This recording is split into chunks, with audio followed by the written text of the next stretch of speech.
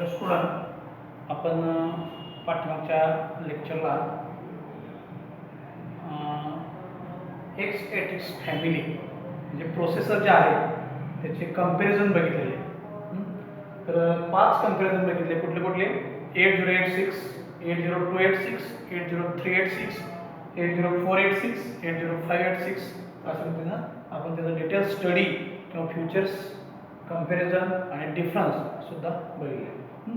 तर आता next lecture we have seen programming model of 16th bit version of x86 family. तर आपल्या कॉम्प्युटरमध्ये प्रोसेसर कॅल्क्युलेशन करण्यासाठी 16th बीट एवढा डेटा पाहिजे किंवा 32 बीट एवढा डेटा पाहिजे, त्याशिवाय त्याचं कॅल्क्युलेशन होणार नाही प्रोसेसरमध्ये. तर प्रोसेसरमध्ये हा मायक्रोप्रोसेसर 16 बीटचा बसलेला आहे. तर तो ॲक्च्युली वर्किंग काय आहे किंवा तो प्रोसेसर काय करतो? तर बघा, the programming model of 16th bit version of x86 family are basic 8086 and 8088 processor. तर 8086 आणि 8088 ह्या बेसिक प्रोसेसर मध्ये हा प्रोसेसर कनेक्ट केलेला आहे. In this processor, it has stored the 16th bit data. म्हणून 16 bit म्हटलेलं. In 16th bit microprocessor, it has a 3 groups. First, general purpose register. Second, segment register. आणि third, instruction pointer and flag registers. तर त्याचे 3 group आहेत. The general purpose register has AH, BH, CH, DH, that is higher order register, AL, BL, CL, DL, that is lower order register. SI, source index register, DI, destination index register, BP, base pointer register, and ESP, that is stack pointer register. तर सगळे register हे 0 to 15 that is 16 bit मध्ये store केलेले आहेत. पहिला आहे तो ॲक्युम्युलेटर आहे, दुसरा आहे तो बेस पॉइंटर आहे, तिसरा तो काउंटर आहे, त्यानंतर चौथा आहे तो डेटा पॉइंटर रजिस्टर आहे, बाकीचे source index, destination index, base pointer आणि स्टॅक पॉइंटर रजिस्टर आहे. ओके. त्यानंतर त्यातली नेक्स्ट डायग्राम आहे CS code segment register, SS stock segment register, DS आणि ES डेटा सेगमेंट रजिस्टर आणि IP इन्स्ट्रक्शन पॉइंटर आणि फ्लॅग रजिस्टर. तर अशा पद्धतीनं या डायग्रामचे 3 ग्रुप पडतात. तर पहिला ग्रुप आहे general purpose register. The general purpose register are 16th bit register that is 0 to 50. The AL, BL, CL, DL are lower order register. AH, BH, CH, DH are higher order register. Then the full 16 register are SI, DI, BP and SP. These register are used to point the location within segment. आता point location within the segment म्हणजे काय की जो data आहे त्या सॉफ्टवेअरमध्ये load करण्याचं किंवा स्टोअर करण्याचं काम हे रजिस्टर करतात. समजा तुम्ही एक्सेलची फाईल तयार केली तर एक्सेलमध्ये ते सीट तुमचं स्टोअर होणार. वर्डची फाईल तयार केली तर वर्डची डेटा आहे तो वर्डमध्ये स्टोअर होणार. तर एक्झॅक्ट लोकेशन किंवा पॉइंट लोकेशन विदिन सेगमेंट म्हणजे त्या लोकेशनला ती फाईल किंवा त्या सॉफ्टवेअरला ती फाईल लोड करण्याचं काम हे जनरल पर्पज रजिस्टर करतात. डायग्रामचा सेकंड पार्ट आहे सेगमेंट रजिस्टर.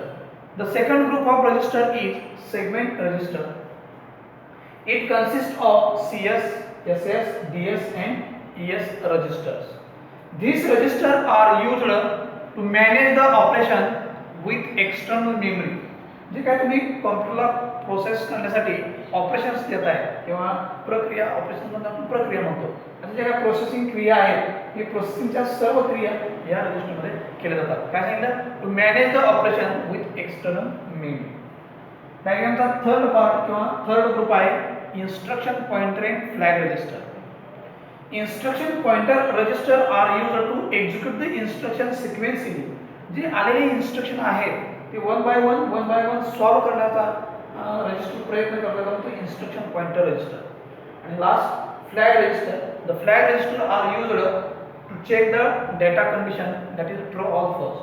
तर प्रोसेसरमधला जो डेटा आहे तो ट्रू आहे का फॉल्स आहे चेक करण्याचं काम फ्लॅग रजिस्टर करतात. तर अशा पद्धतीनं ही डायग्राम आणि त्याचं एक्सप्लेन 3 ग्रुपमध्ये आपण बघितलेलं आहे. First general purpose register, second segment register आणि third instruction pointer and flag register. Same question परीक्षेमध्ये तुम्हाला विचारले आहे, draw a net level diagram for programming model of 32 bit version of x86 family. आता 32 बिट वर्जन म्हणजे version त्याचं वाढवलेलं आहे. 16 बिटचं 32 बिट वर्जन केलेलं आहे. आता 32 बिट वर्जन करताना फक्त लेंथ याची वाढवलेली आहे. तर डायग्राममध्ये थोडासा बदल करा आणि बदल करून एक्सटेंडेड लेंथ वाढवा म्हणजे डायग्राम काय होईल 32 बिटची होईल. लक्षात आहे extended length EAX EBX ECX EDX ESI EBDI EBP आणि ESP. तर एक्सटेंडेड लेंथ त्याची वाढवलेली आहे आणि आयची डायग्राम आहे आयची एक्सटेंडेड लेंथ आहे फक्त 16 बिटच्या ऐवजी 32 बिट म्हणायचं. लक्षात आहे. तर एवढंच फक्त त्याच्यामध्ये 0 to 31 एवढा डेटा याच्यामध्ये वाढवलेला आहे. त्याला ई कनेक्ट करायचं आहे. ई म्हणजे एक्सटेंडेड लेंथ ऑफ रजिस्टर. याची लेंथ रजिस्टरची वाढवलेली आहे म्हणून याला 32 बिट म्हटलेलं आहे. दुप्पट झालं 16 बिटचं 32 बिट. लक्षात आहे. आय कसं एक्सप्लेन करायचं general purpose register, segment register आणि इन्स्ट्रक्शन पॉइंटर आहे फ्लॅग रजिस्टर. लक्षात आहे. तर असं पद्धतीनं programming model of 16 bit version and 32 bit version of x86 family with diagram आपण बघितलेलं आहे.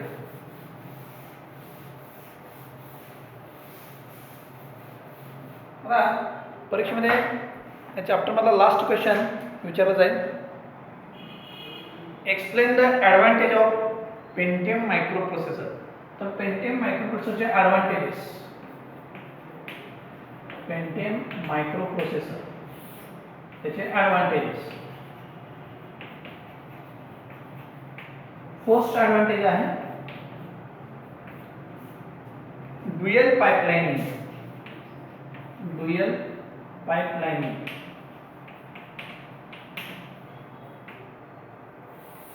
आता ड्युअल म्हणजे दोन्ही साईडला डेटा कॉम्प्रेसरलाही पास होतो, डेटा मेमरीकडेही पास होतो म्हणून याला ड्युअल पाइपलाइनिंग प्रोसेसर म्हटलेलं आहे.